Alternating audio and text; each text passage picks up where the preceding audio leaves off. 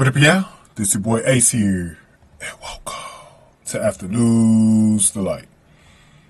So let's get to it, you guys, man. Let's talk about this. So, Lucy Olsen, man. So this is a really interesting situation going on in Washington right now. Now, there's been a lot of confusion as far as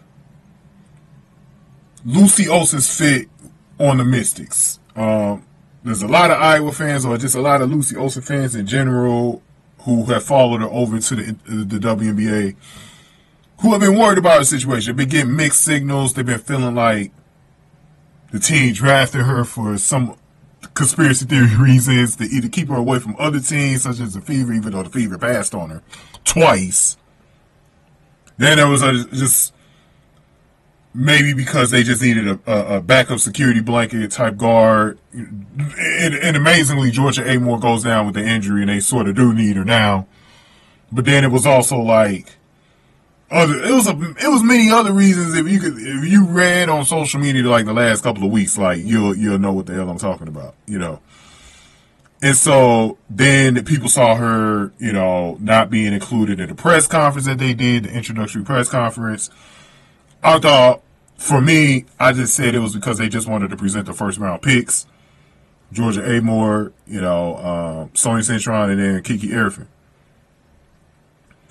Then I think it was like an appearance at the Washington Nationals game. That's their baseball team, professional baseball team, and like, or Major League Baseball team, and they just, she didn't throw out the first pitch or some shit. So it was a lot of things, like people just getting some signals that they really don't like Lucy Olsen, but they have her on the team, you know.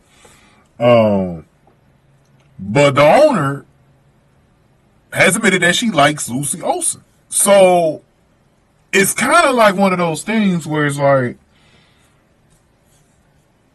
who do you believe? But I've heard it come out of the owner's mouth that the owner does like Lucy Olsen. So I don't know. I don't even know if Sidney Johnson, who's the head coach, hates her or not. The general manager, who's the new general manager that came in this year, I don't even know if she likes her or not to keep her. It's just a lot of mixed signals. And then I think what threw people off even more, the Mystics make a surprising move. They pick up Lauren Jensen from Creighton. She was undrafted, and she comes in and she signs I believe it's a training camp type contract. I don't think it's like a contract for the season or anything like that. So now what's interesting is that Lauren Jensen didn't play in one of those preseason games because she just got signed on Thursday. That was the day after their last preseason game against Atlanta, where they kind of got drilled by Atlanta, the Dream, in that game. So it was a weird, really weird situation to pick up Lauren Jensen the way they did. Now, I'm very familiar with Lauren Jensen. She was one of the players that I watched pretty hard last year in college. I even betted on a few of her games on not draft picks, prize picks. And she's a very, let me just say this, she's a very interesting prospect. Very interesting prospect.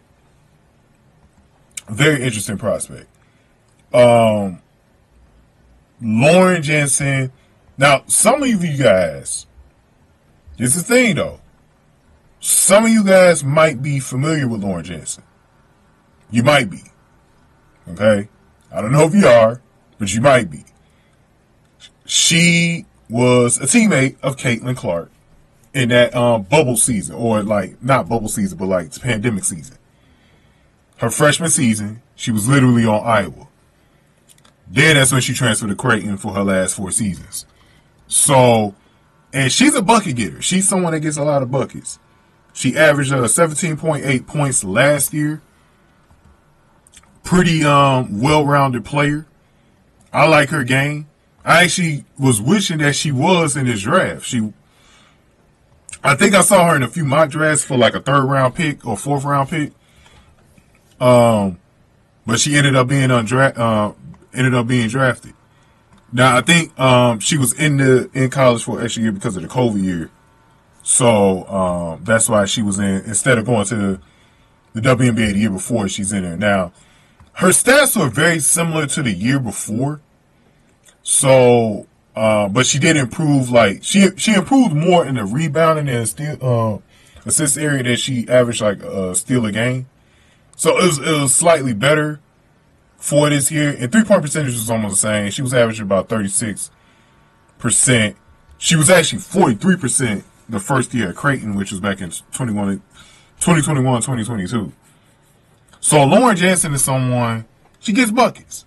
She gets buckets. She's a pretty good prospect. I like Lauren Jensen personally. She's another one of those Minnesota State ballers. There's a lot of them up there, like Paige Beckers and stuff like that, and Gianna Neepkins and stuff. She is a baller. You know what I mean? She is a baller. And so I'm happy, like, first of all, I'm happy to see her even have a chance to get on the WNBA roster. That's first and foremost. You know what I mean? But it might come at an expense to our girl, Lucy Olsen. So a lot of people are kind of shaken up by this move, because doesn't mean that, because here's the thing that's so odd about this move is that Lauren Jensen never, like we said, she got signed the day after their last preseason game. So we never did get a chance to see her on the floor like Zaay Green, who's the other person that Lucy Olsen is competing a spot for with. We never did get a chance to see her on the court to see if she's worthy of replacing either one of them, Zaay Green or Lucy Olsen. So she kind of comes in right now somewhat maybe at an advantage, but also it could be a disadvantage for her because she actually didn't get into games. So they got to go by practice, right? They got to go by the practices and stuff like that to see where she's at. But one of the things that I've heard from is that, especially during training camp, is like coaches could get a real feel for you just based off of what you're doing in training camp, you know, more than even in the games. That's why I think a lot of them be having their mind made up. I think that's what happened with Bree Hall as well. They saw Bree Hall enough during training camp where they just, it was also salary cap reasons why she's not on the team. And they didn't have a spot for her, an open slot for her. But all of those things combined, you could definitely say that, hey, you know, when you look at this situation, yeah, she probably wasn't going to be on the team. So I decided to do this because I was like, man, I don't know. Like, I really don't know. I thought Zaay Green actually had a pretty good showing in both of the preseason games. You know, so I was like, man, is Zaay Green ahead of Lucy Olsen, or is, you know, I was left kind of confused. But I actually thought Lucy Olsen, outside of her poor shooting, was actually doing really good in everything else, especially on the defensive side.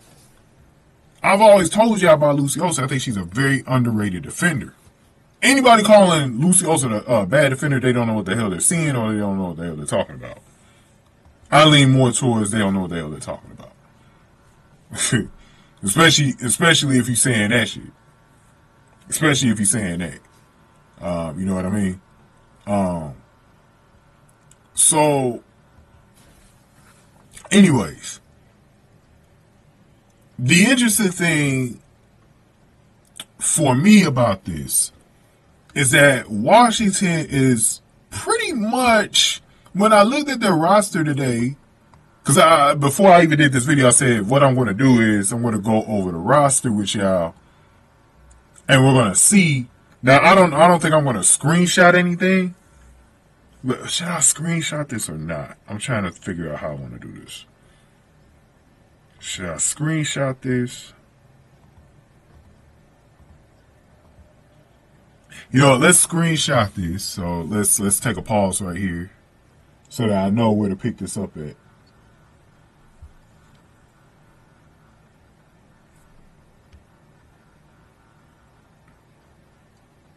Let's press play right now. So, I'm on the official Mystics roster page, and we're going to go through this, right? And I just want to kind of give you guys the visual of the roster on the screen. Because a lot of times, you know, I'm not a lazy editor, but sometimes I don't have time, so I just try to get these videos out to y'all without having to do too much editing. So I said, we'll do it this time because I really want y'all to see the visual as I go through this. So, as you guys see, this is the roster, right? This is the roster page. And I'm still not super sure about this, but I've been hearing that the rosters is 12 people. I know in the NBA it's 15. I'm not sure in the WNBA if it's more than 12, but I keep hearing the number 12. So what we're going to do is we're going to assume it's 12. All right? We're going to assume it's 12 players that will be on the opening day roster, right? This upcoming weekend for the new season. So what we're going to do first are the players that we think are most definitely making the team, right? And we're going to count. So we'll start right at the top. Shakira Austin, we know she's making the team. That is an automatic. That's number one. Now, we look further down the list. Now, I think Sugg Sutton is in a battle for one of those spots. So, I don't think she's an automatic. So, we're going to skip her. Now, this is interesting. I think Sika Kone, right? Sika Kone right here. And Khadijah Cave, one of the rookies that was undrafted, is competing for a spot. And it might be Ashten Prechtel as well competing with him. Ashten Prechtel might be competing with this same group, right? But I think they're going to keep one of these three. Now, they may decide to just knock all three of them off and not pick up any of them. But what we're going to do is, for now, we're going to assume that they pick up one of them. So I'm going to count this as a roster spot, right? Because I think they're going to keep one of these fours as a backup, right? At least one of them. Sika Kone will probably be in the lead, being a veteran. The other two are rookies, undrafted rookies at that. So I'm thinking Sika Kone probably got the advantage over him, right? So I'm going to say that's two right now. That's two spots that are filled. Jay Melbourne, we know that's the spot that's filled. She's going to be on the team. Okay. Now, Georgia Amoore, this is one thing I want to know, too. When it comes to the WNBA, do they have reserve spots for injured players? Because it was just announced that she is definitely missing the whole season. Not a surprise. When I heard it was a torn ACL, I knew she was going to be out the whole season. So, is this like a reserve spot, Georgia Amoore?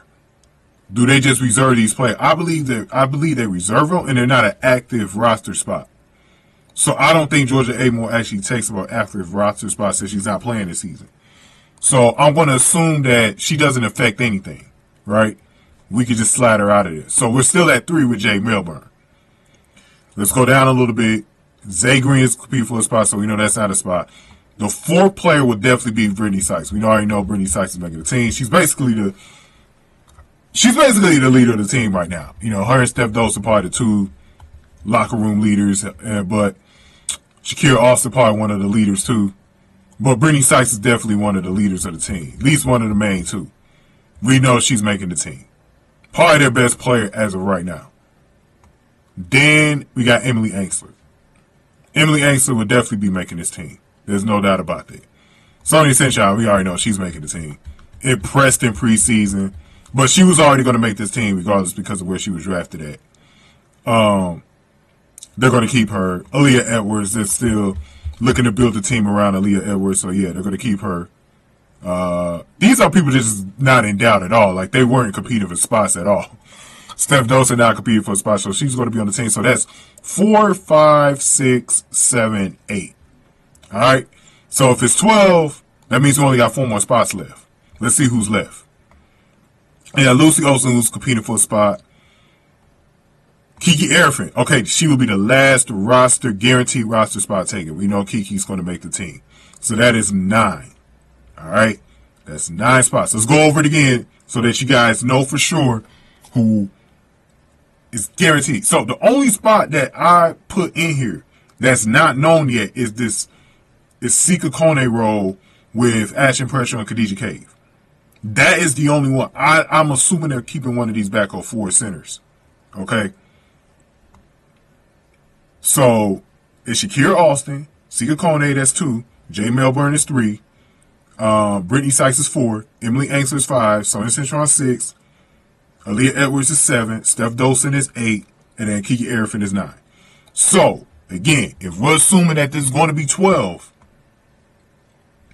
that means everyone else that we haven't put in a spot for is competing for those last 3 spots. Right? It's going to be 3 spots. So, who's left? You got Lauren Jensen, Sug Sutton. I think they'd be calling her Sue Sutton. But I always call her Sug Sutton. I always call her Sug.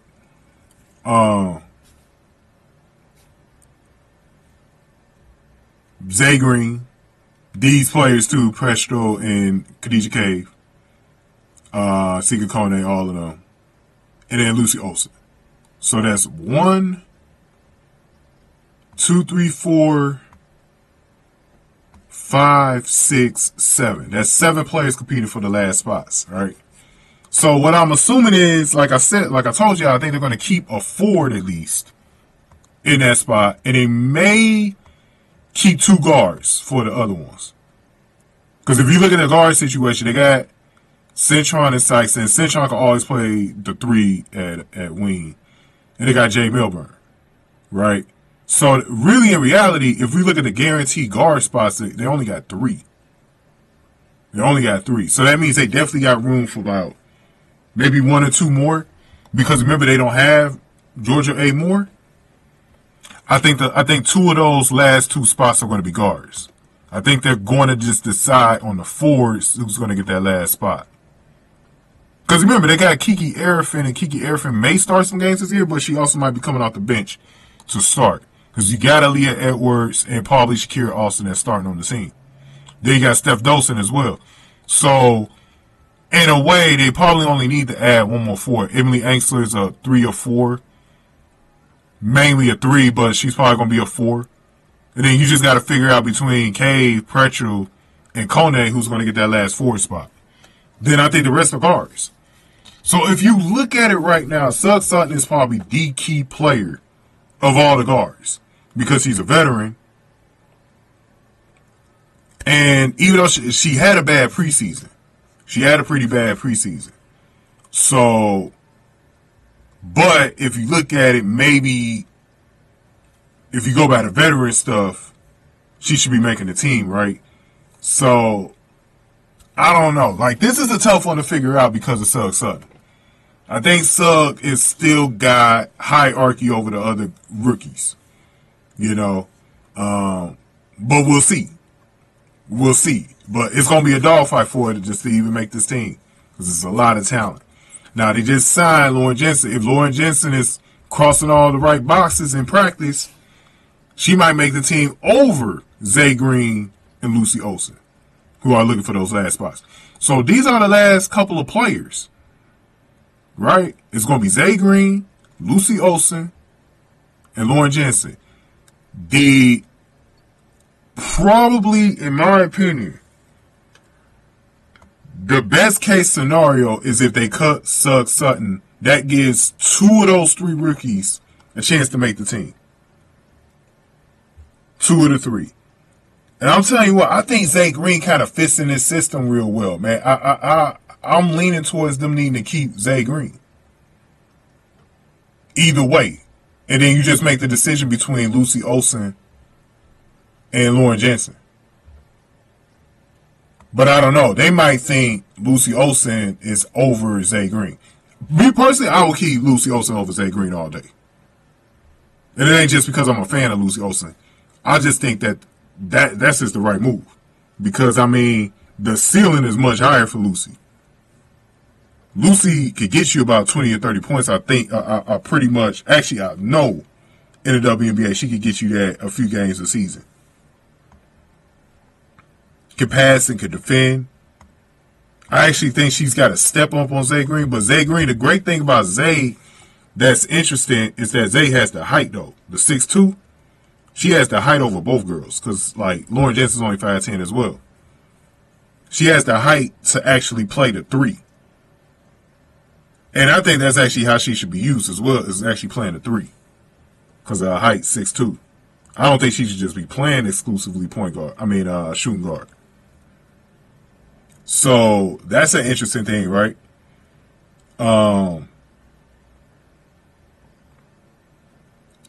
It's going to be really tight. It's going to be really tight, guys. I don't know what they're going to do.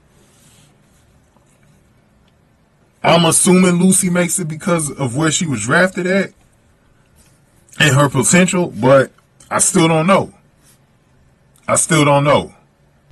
It's going to be very interesting. Let's go ahead and stop this.